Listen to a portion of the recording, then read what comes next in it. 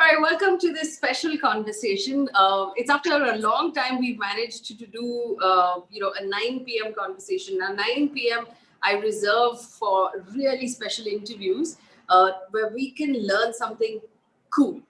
All right. And this is going to be a really cool conversation. I'm so proud we managed to put this together because my guest this evening, first of all, is Dr. Arvind Subramanian. He is the former Chief Economic Advisor to the Government of India. He held that position between 2014 and 2018, understands the workings of the Indian economy perhaps better than anyone else at this point. We also have Shoumitro Chatterjee, who is a professor of economics at Penn State, and the two of them have worked on a research paper. They're both teachers right now. Dr. Subramanian is actually teaching at Ashoka at this point, but they've taken the time out to teach us as well. So, which is why this is cool. We're also going to take questions from our audience. Now, they've put out a piece of research, which is super interesting. I also thought it was nice that they put out this, research piece on YouTube, as opposed to the normal, really heavy economic, research papers that are put out. You can take a look at it. We've put a link to that YouTube video in the description of this YouTube video, and you can find that. But they've talked about India's inward turn. Now, I heard out the video, I read some of their work. My understanding of it is that India's inward turn is effectively the Aatmanirbhar project, where we want to be more self-reliant. And we've heard everyone from our Prime Minister downwards talking about how we should be more self-reliant. Now, what is the context of this self-reliance, right? So on one hand, we have China that has turned into a regional bully. China's bullying Vietnam, it's bullying Hong Kong, it's bullying Taiwan, it attempted to bully Japan a little bit, and we know the problems we're having with China, on the border in Ladakh. But China is economically right now fully embedded itself into the global economy because we're importing so much from China that now we've become dependent. We can't actually break that relationship. So does it make sense then for us to become Aatmanirbhar, which means we buy whatever we make, we don't need anybody else to sort of sustain us. That's effectively the inward turn. But these gentlemen have put it into perspective as to why we're turning inward. Is it really going to work? And more importantly, is it advisable for our economy at this point to be turning inward at all? So, professors, gentlemen, thank you so much for giving me time. It is a pleasure to have this conversation.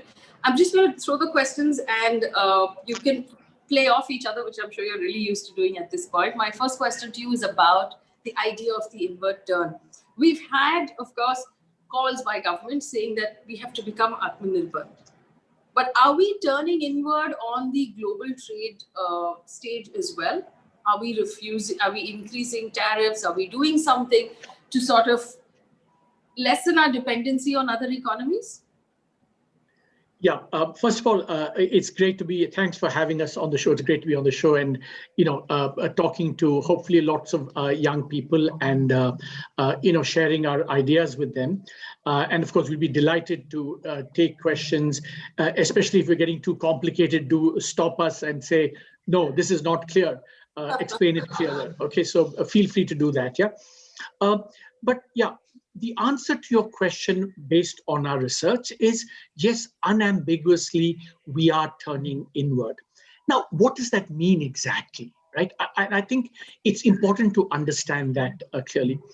One is, when an economy grows, we produce a lot of things because these are demanded by domestic consumers and, government and, firms within our country, or because the demand comes from outside.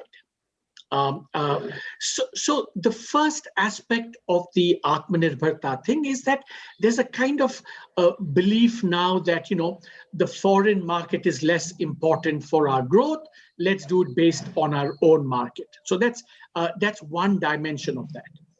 The other dimension, almost like to kind of put this into practice, is, how do we do this?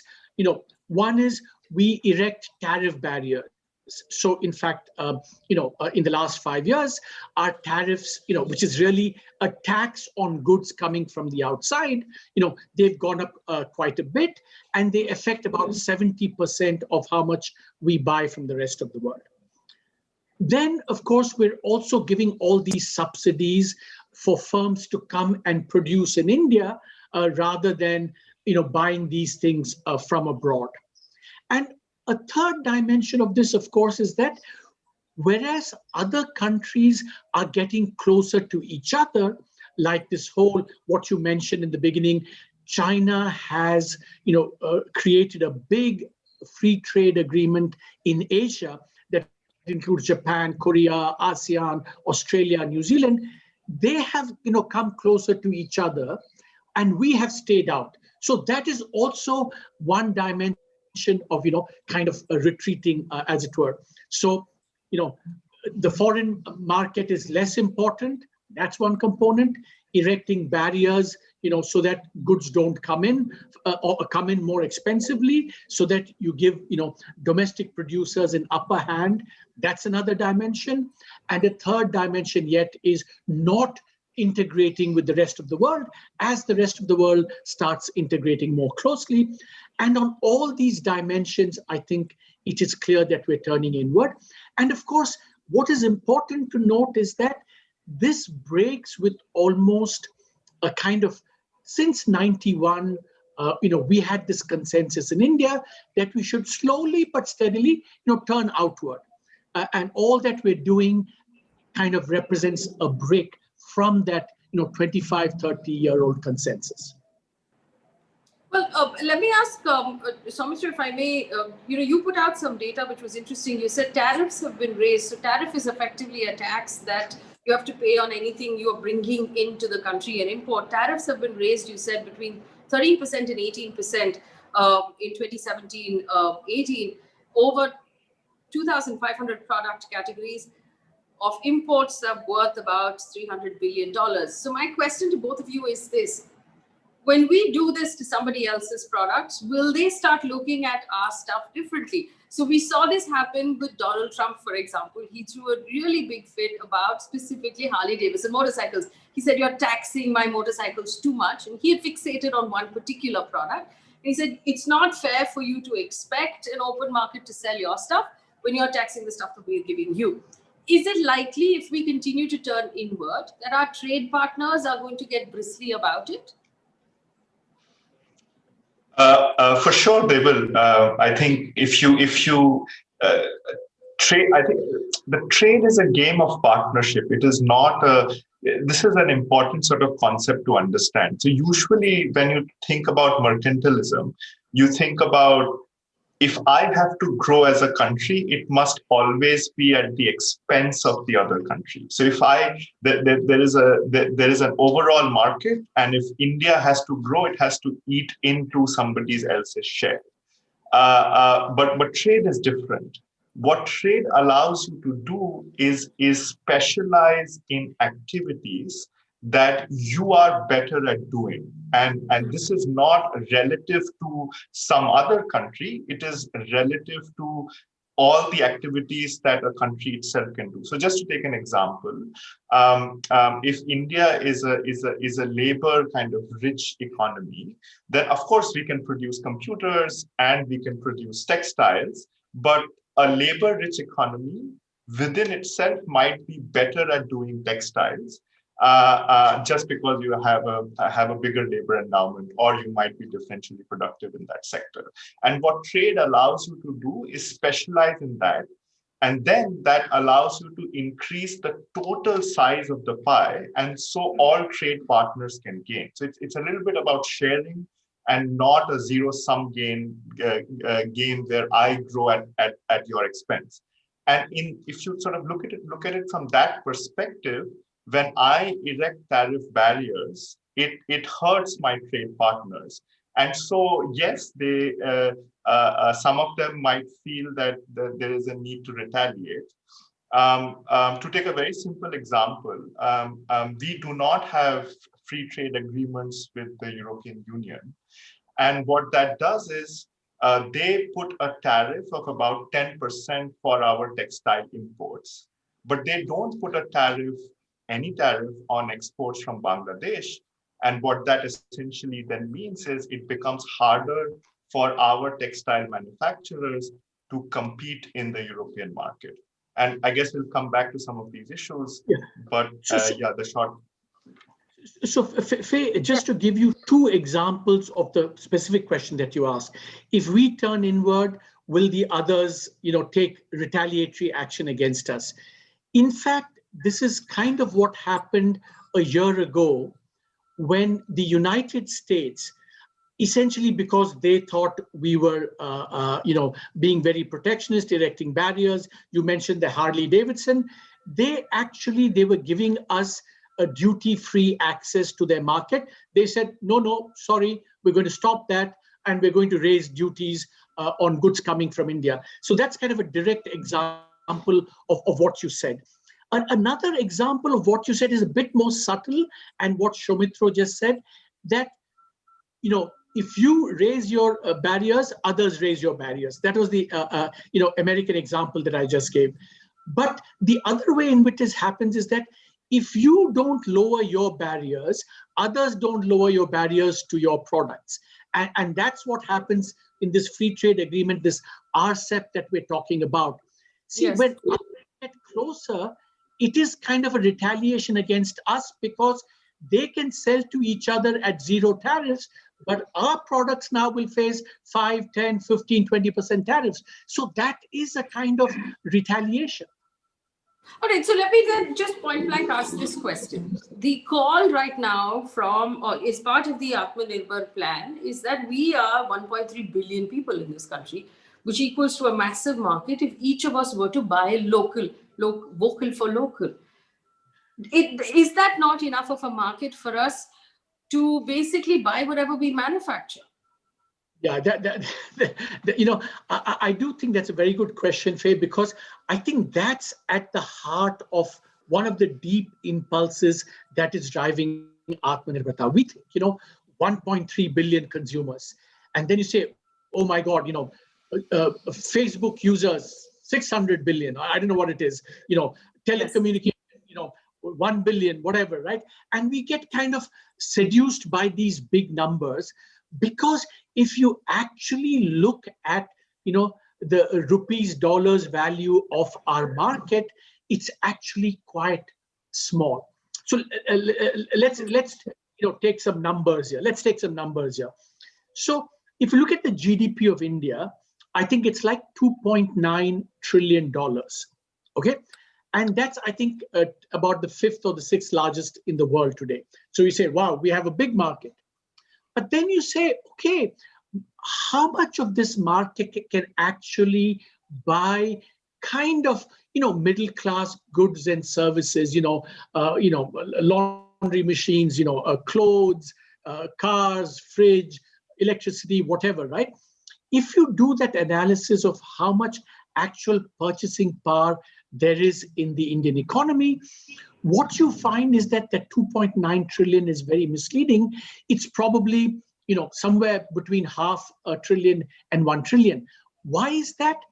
You see, that 2.9 trillion consists of a lot of poor people who don't have that much purchasing power, right? So that GDP, a lot of it goes to poor people. And then a lot of it goes to rich people who save a lot, who don't buy very many goods and services. So if you do that proper comparison of real effective purchasing power, it's like, India is about $500 billion to 1 trillion. China is like 5-6 times that number. And most importantly, the world, which is the kind of market as well for Indian goods, is like $25-30 trillion. So the world market, so the bottom line is Our market is much smaller than we think it is, and it's a fraction of the world market, which is what we should be aiming at, which Aatmanirbharta comes in the way of doing. So, Can I just please sorry, go ahead. can I just add to that? So one thing that sort of will resonate with both the previous question and this question is it's very important to understand that for sustainable economic growth and for us to be able to export, it is almost inevitable that we import more. And there are two reasons for it. One is just from the production side, right? It is just that you have economy of some size. Just that is not enough. It's not sufficient for firms to become productive.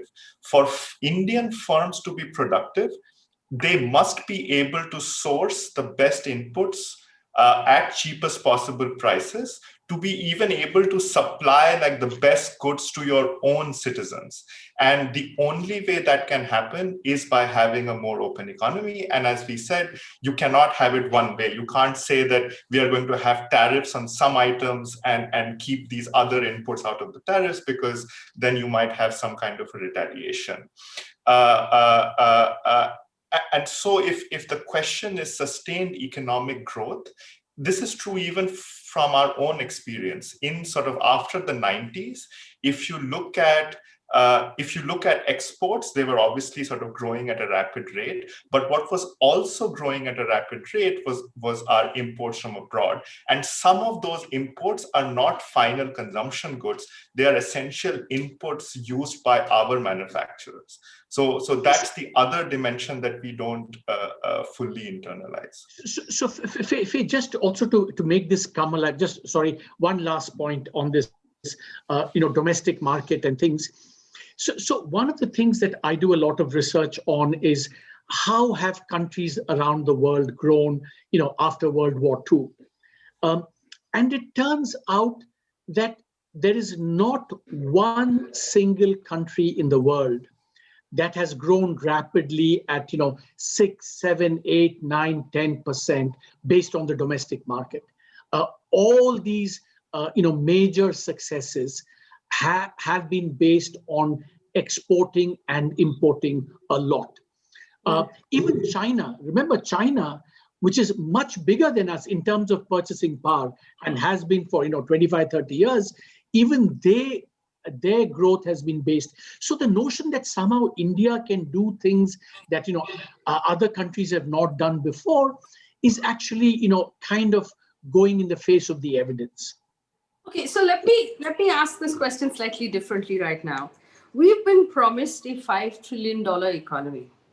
We've been promised Make in India. And to give our audience some sort of history, effectively putting it roughly, in the 90s, our economy opened. Our families started making more money because it meant we got more jobs, because companies came in from overseas and set up businesses in India. And we all got more jobs and we did better. We moved from a scooter to a Maruti car and then multiple cars in one house. It was generally happiness and prosperity, right? We also did a second round of that when the ITES boom happened. When everybody wanted to become a software engineer, we were exporting our services. China was exporting manufactured goods. We are now saying, you know what, we also want a run at that. We want to make things in India, in our Make in India, and we want to give China competition. Are you telling me, Doc, that if we go inward, Aatmanirbhar, that is not possible? That plan will fail? Yeah. The short answer is yes, but let me elaborate. Just, you've made some really important points, Faye, that you see, after 1991, and this is the kind of, for Shoumitro and me, when we did our research, this was kind of like the, when you find something that goes completely contrary to what you believe, it's kind of like a wow moment in doing research. What we discovered was that after 1991, the Indian economy, as you rightly said, has done very well. But since 1991, not only is our exports of IT, which you said, it grew very, very rapidly, absolutely, and that we know. but we also, our exports of manufacturing grew very rapidly.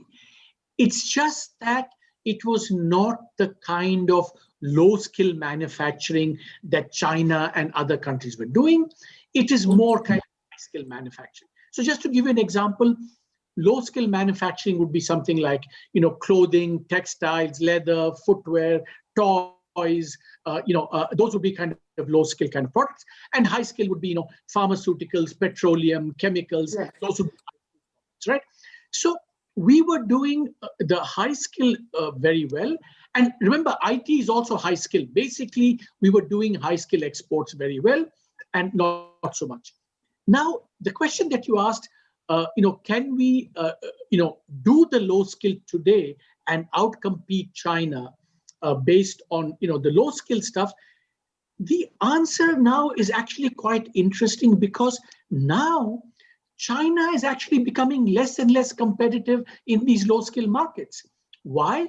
Partly it's because China is becoming richer. So, if, for example, wages, daily wages in China are, say, it used to be $100, now it's like $500. So you can't be as competitive producing clothing as you used to be. But in India, wages are still at the $100, $120. So in a sense, now we have an opportunity because China is becoming less competitive. However, the bad news is that this has been happening for the last 10 years, and yet we've not been able to fill that gap. But now a second opportunity has arisen, because not only has China become richer and therefore not competitive, firms are saying, after COVID, you know what? The world is turning against China. Is China a good place to have our investment? Let's kind of on that reason as well. So in fact, firms are looking, foreign firms are looking at other destinations from which to produce what China has been producing. So that's the big opportunity.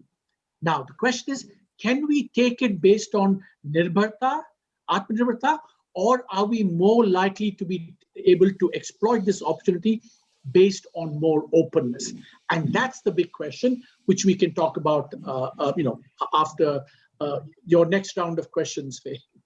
So effectively, you're saying, and we've actually talked about cell phone manufacturing or mobile phone manufacturing a lot, because we want to bring more of that out of China into India. So you're saying it makes sense for us to make mobile phones, not just for the Indian market, but if we did it for the global market, it would make far more sense. And that's not going to happen if we continue to turn inward, because other countries are going to say, you don't want to play with me, I won't play with you, effectively. So I think it's important to understand why that is the case. And this is what Shoumitro explained earlier as well. You take something like clothing. Let's take a concrete example, right? The most dynamic component of clothing is man-made fibers. Cotton is not what sells globally. Cotton-based clothing is a thing of the past. Nobody buys cotton-based clothing. It's all, man-made fiber. Now, to be globally competitive in producing this, all these, Uniqlo and Nike and all of these kind of T-shirts and things, you need a top quality yarn. This is the input that goes into it, and fiber, right? Where is it produced? It's not necessarily produced in India. It's produced internationally. So you need to buy this, therefore you need to import all this fiber in order to be able to sell high quality, competitive, dynamic, clothing. So if you close yourself off, the goods can't come in, and so you won't be competitive, and you can't produce for the global market.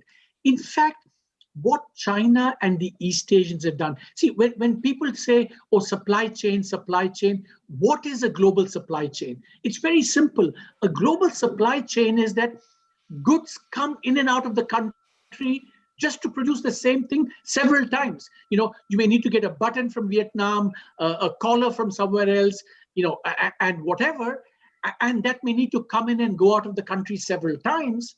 So you need to have low tariffs. You need to be, your customs customs clearance has to be efficient, and that's what a global supply chain is.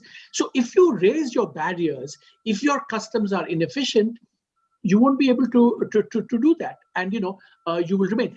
And in a sense, actually, we give some numbers here which are very striking.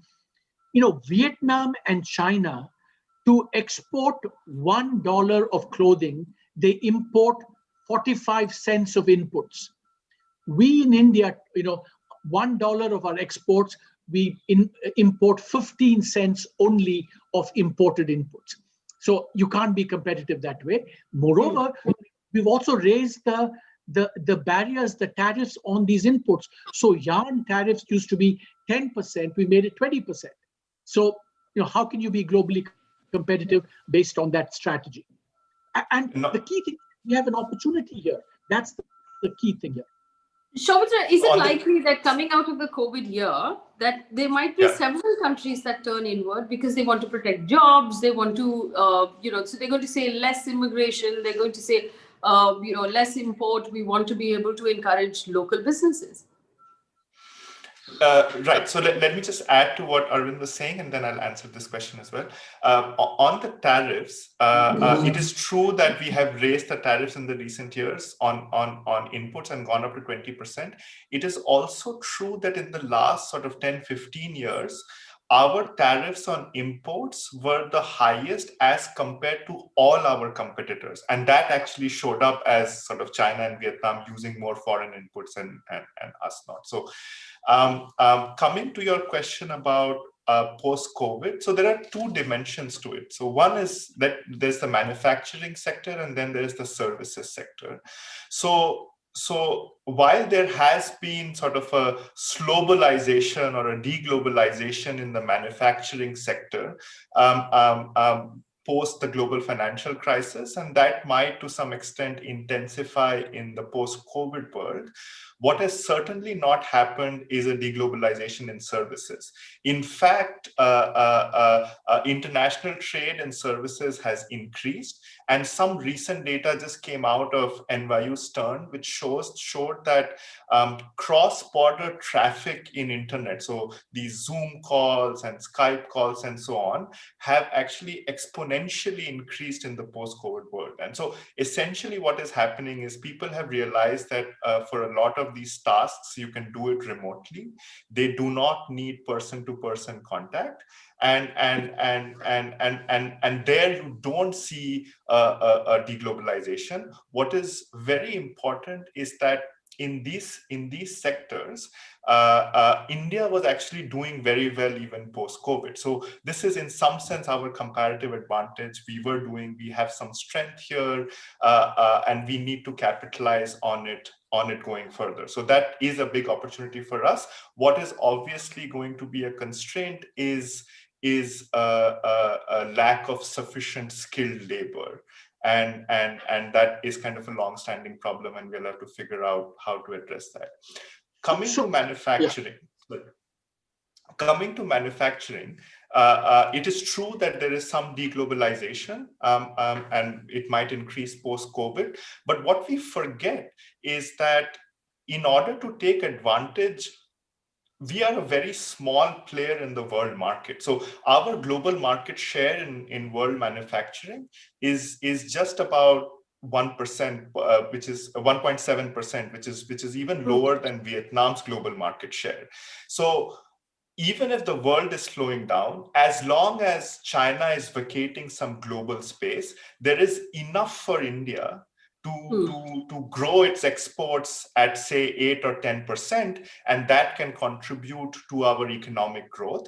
And this is not like a figment of imagination. So if we look at the data post the global financial crisis, which was also a period when economies in the world were turning inward and there was slowdown in trade, Indian growth in so the world exports had flattened. Right. There was no growth in world exports, but Indian exports were growing at 2%, 2 or 3%, which was which was more than what the world was trading.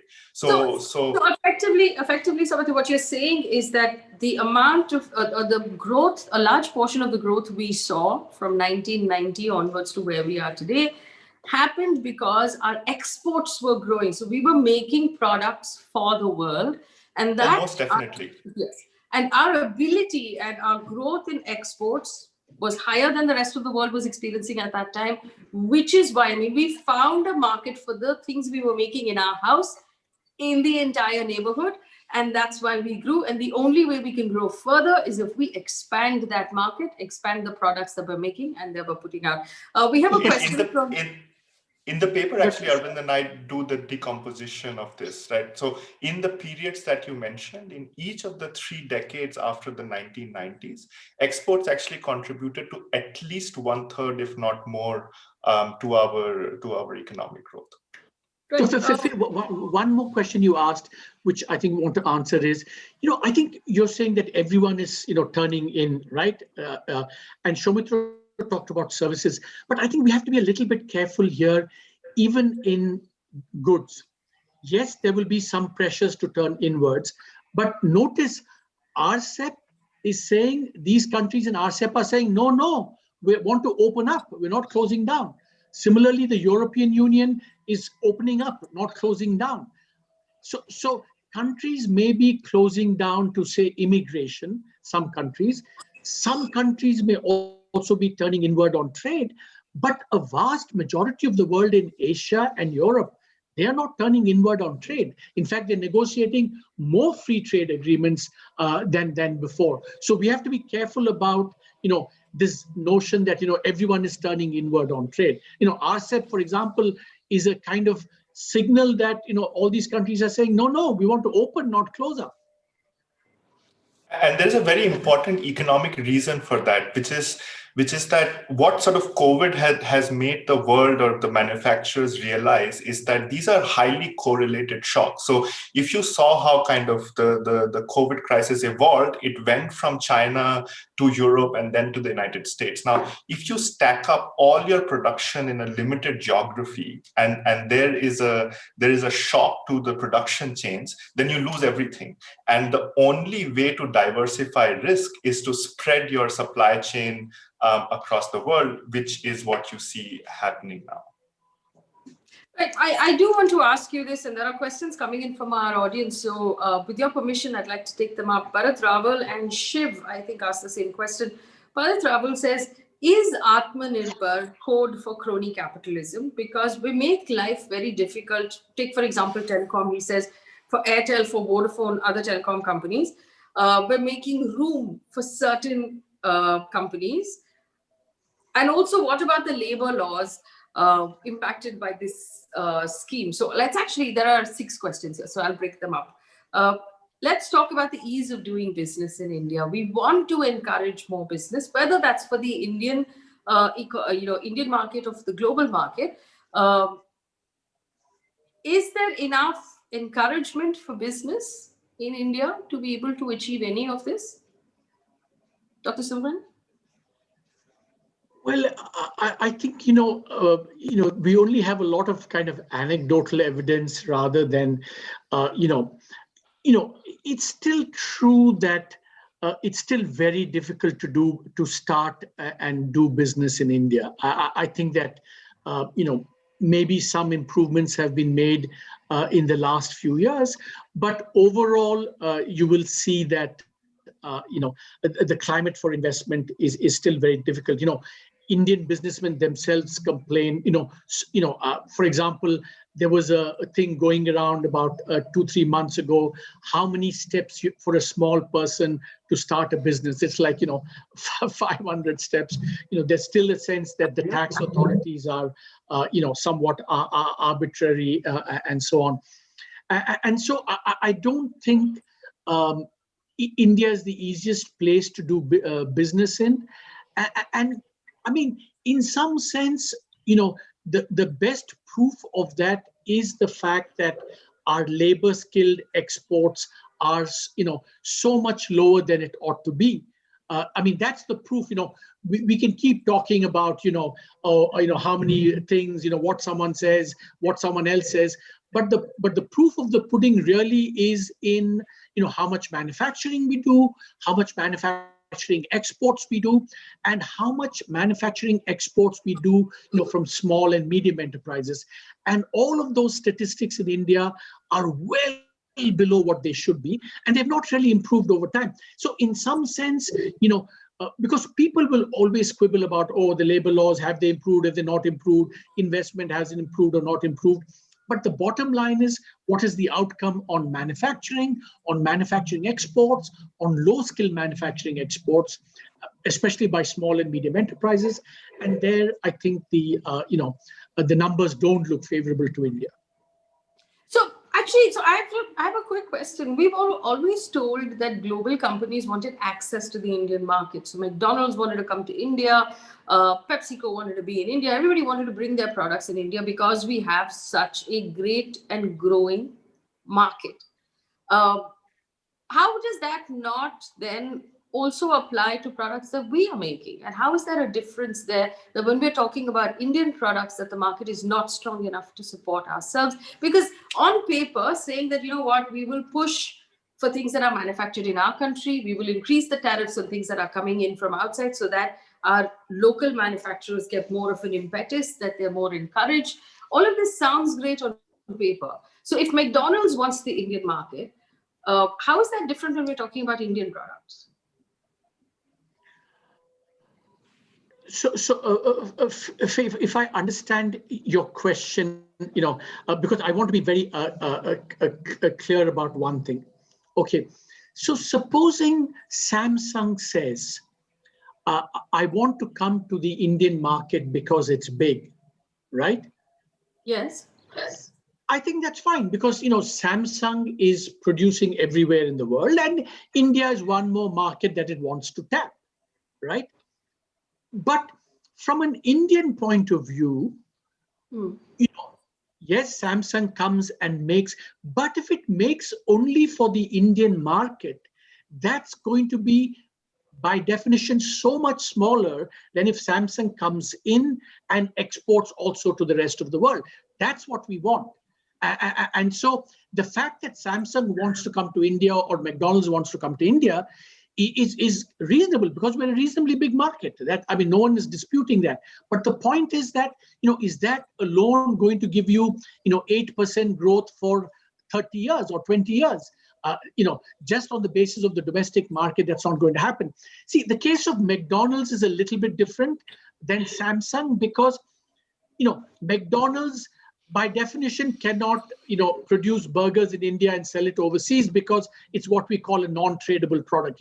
It's not something that you can sell across borders. By definition, you have to have a local presence in order to, so that's kind of like a service. But for manufacturing goods, it's different. Samsung coming into India, attracted by the incentives of the Indian market, is great. But if it doesn't export, that will be, how much production will be generated in India, how much growth will be limited. We have another few questions coming in. One question says, what happens to the labor market? And I want to extend that question to ask you about jobs. We are having a severe crisis of jobs in our country at this point. Obviously, manufacturing, there are a couple of challenges with jobs. We want to move people out of agriculture into other jobs, too many people depending on agriculture. So manufacturing, low-skill manufacturing, as you said, is a good option there. We also have a lot of salaried people who've lost their jobs, according to the CMI, this year because of COVID and the pressure it has put on the economy. If we turn inward, will that put more pressure on labor and more pressure on jobs? See, I think the answer is yes, Faye, but for a very, let's think about it very simply, right? So there's no question that the COVID thing has devastated the Indian economy, okay? So the question going forward is, one way of thinking about this is, where will the demand come from in order to generate more, growth and jobs, okay? Now, demand can come from, let's say, 3 or 4 sources. One is from abroad. We've talked about that. The other is it can come from domestic consumers, from domestic firms, and from the government. These are the people who generate demand domestically. The problem is in India, government demand is now going to be limited because the fiscal deficit has become so high, the debt has become so high. So the ability of government to buy more is going to be limited. What about the consumer? The ability of the consumer is going to buy is going to be limited because by definition, incomes and wages and jobs have collapsed. So we need to, find, we can't say, oh, consumer, you've lost your income, go and buy more. I mean, he needs the income to buy more. He can't buy more to get the income. Similarly, in the case of, our private sector firms, they are unable to buy. Investment is down because their balance sheets are very difficult and they can't get credit. The banking system is so impaired. I was just looking at the credit numbers. Firms need credit to buy, right, to do all the things that they do. If you look at the last 25, 30 years, credit has never grown slower than it's now in negative territory. So there's no credit, there's no income, government is not able to spend, so the ability to get out of this, the domestic economy is going to be more difficult. That's why you need to focus also on foreign demand to be able to, revive the economy once again.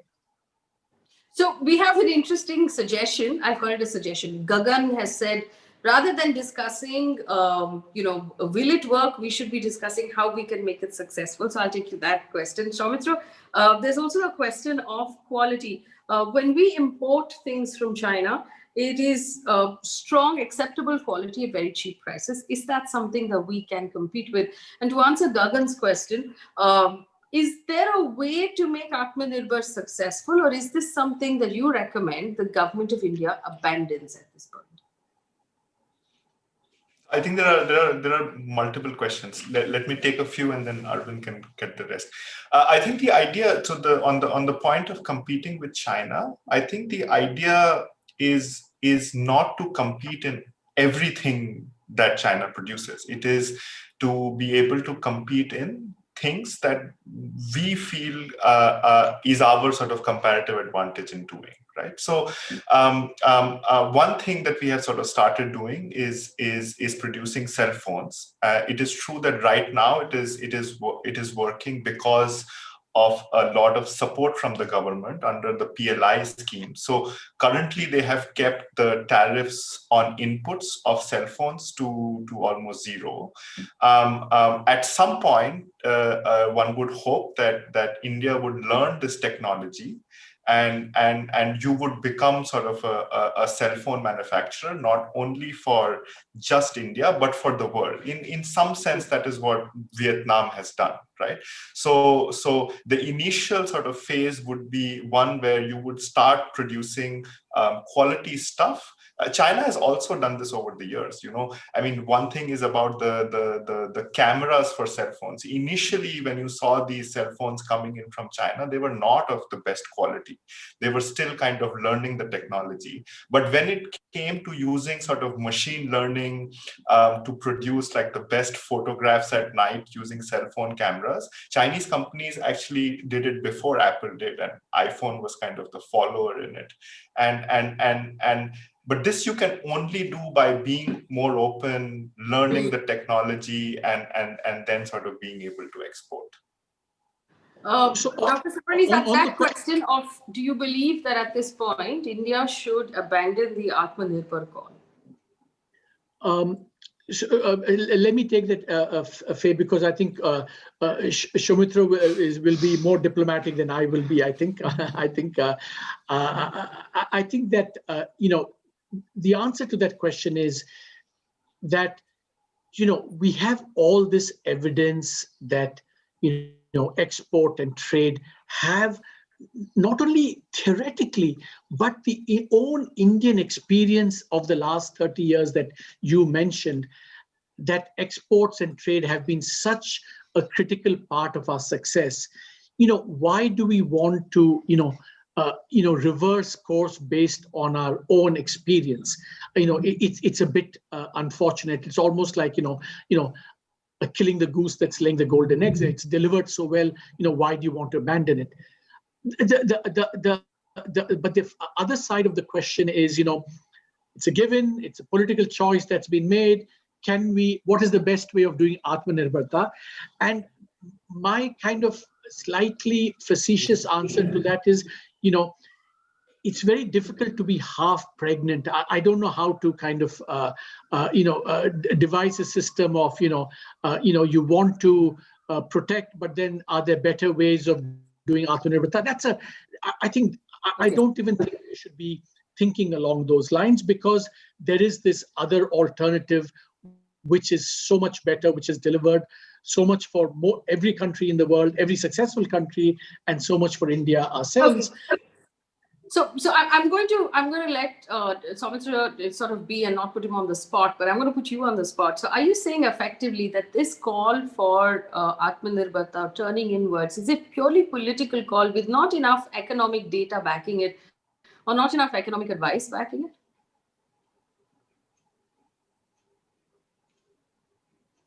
I think the question is for you.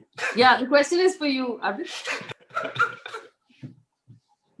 See, I think to be fair, I think, we do think that the government is doing it for those three reasons, that we think we have a big market.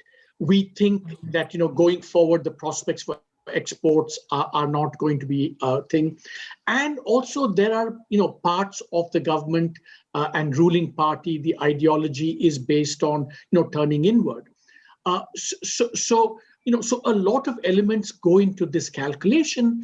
And our research is just showing that, maybe, the basis for turning are not warranted.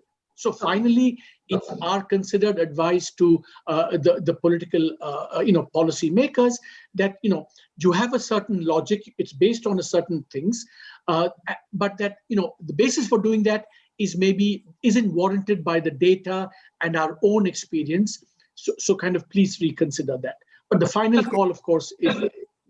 Right. We have a question from Rahul Rayasan, who says, Dr. Subramanian, in a report last year, said he's very confused as to why the equity markets continue to go up. Has he sort of figured that out by now? Is it making more sense to you now?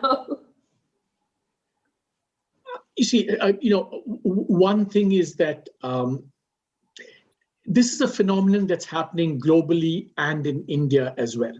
Okay, so that's the first thing to note. Now, why is it happening internationally? I think it's what I'm not. I think because what I'm going to say internationally also holds true for India, but there are some extra wrinkles in India. Okay, there are two or three reasons why globally, stock markets are doing very well. I mean, in the face of a shock that has, devastated all economies. There are two or three reasons why that's happening.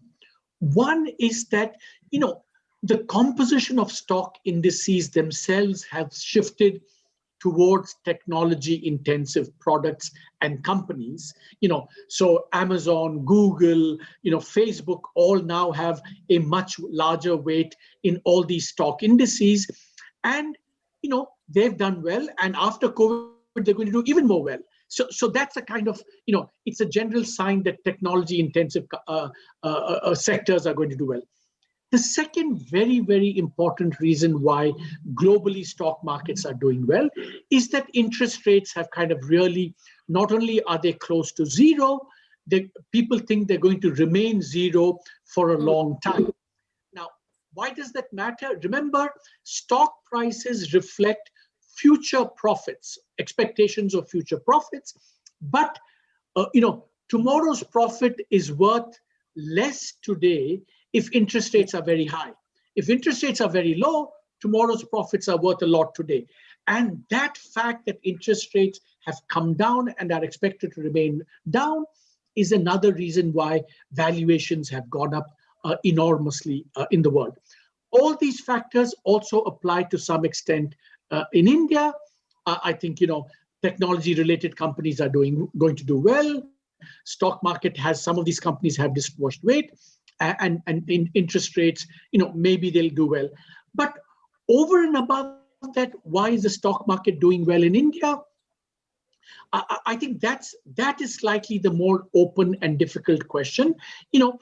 One view is that the worst is over, the economy is going to come bouncing back, the health thing is under control relatively, and therefore that's coming back as well. So, but I would still be a little bit cautious, because I think there is a tendency for the stock market to get ahead of the realities, and therefore there is still an element of this which I don't understand fully. I'm going to ask you one last question, and this is actually a question that bothers me personally. We have seen our economy grow over the last couple of decades, and we've done fairly well. We're among the fastest growing economies in the world. But at the same time, we've seen our hunger numbers worsen. The number, and the latest data that's come out tells us that malnourished children, children that are wasting, children that are not fed properly, the number of hungry people, we're actually going in the opposite direction in this data. So also, if you look at other data, it says that the 1% of our country, the top 1% in terms of riches, own more than 40% of the total wealth. Is there something wrong with the way we are looking at growth, that we're not able to take other people along, and where our poor are actually getting poorer? Are we doing something wrong? Again, Faye, you asked many questions there. I think let's separate out the top from the bottom, right? You've asked two questions, right? What is happening in inequality, which is a question about the people at the very top and the rich, and the other question is about people at the lower end of the spectrum. So let's take that one at a time. Maybe we can come to the inequality question later on, but let's just take that very important question that you've asked about. In fact, I'm in the course of writing something, maybe hopefully on Saturday or Sunday. I'm going to be writing a piece on exactly this data that you're talking about, because I've been analyzing this data but also, a little bit more historic on these numbers. What do these numbers mean, and so on? And my simple-minded answer to you would be that things at the bottom are maybe not doing as well as, our sense of, oh, the economy is growing very rapidly. Why is this? That puzzle that you raised. My short answer to that puzzle, which is why I've already said this and I've got a lot of flack for this, is that we've not been doing as well as we think we've been doing well, right? I think in the last, 5 to 10 years, our economic activity has been much weaker, much slower than our headline numbers have been telling us. And that's what, some of my research has been showing. And so I think part of the problem is also that, our perception is conditioned by the numbers and what we think, but actually those numbers may not be very accurate. And that's why. So part of the reason people at the bottom are not doing well is maybe because their incomes have not grown as rapidly in the last 5 years as we thought they were. And I think that is a big part of the answer. So we need to, recalibrate our sense of what we think we're doing. All right. Can I just add to that? Yes. Yeah. Okay. Go ahead. Sorry, very, very quickly. But I just want to highlight that at least I don't think that the main part of that problem is trade. So in kind of the early 2000s, which is when you saw a lot of exports and a lot of economic growth, it is true that India lifted the most number of people out of poverty. So while you can argue that that growth might be unequal in the sense that the poor did not benefit enough, but the first point, which is true, is that they did benefit to some extent, maybe because of redistribution. The second point is that we have to ask, why did they not benefit from this economic growth? And there you would say that the problems are more structural in the economy. Why didn't firms grow? Why didn't firms become large? I mean, I think Narayan Murthy raised this somewhere, that we have a lot of college graduates, but many of them are not employable. So what is wrong with the education sector? I think those are the deeper structural problems that need to be addressed, and trade is not responsible for this, right? All right. Obviously, we have grown because the middle class has lifted itself from a completely different strata that it was in the 80s to what we consider middle class today, and the access that they have. Also, the number of billionaires we have, dollar billionaires in our country as well, has gone up quite drastically. That's growth, the number of companies, and all of that. But at the same time, we haven't been able to feed our poor, which is a structural problem of how our economy is designed. Gentlemen, thank you so much for spending time with me and answering all of my questions so patiently. I do hope we can continue these conversations as your papers do come out. I will keep reaching out to you to answer more questions from my audience. But for now, good night from India. Good morning to you in America. Thanks for having us today. Thank you. Thank you so much for having us. Thank you.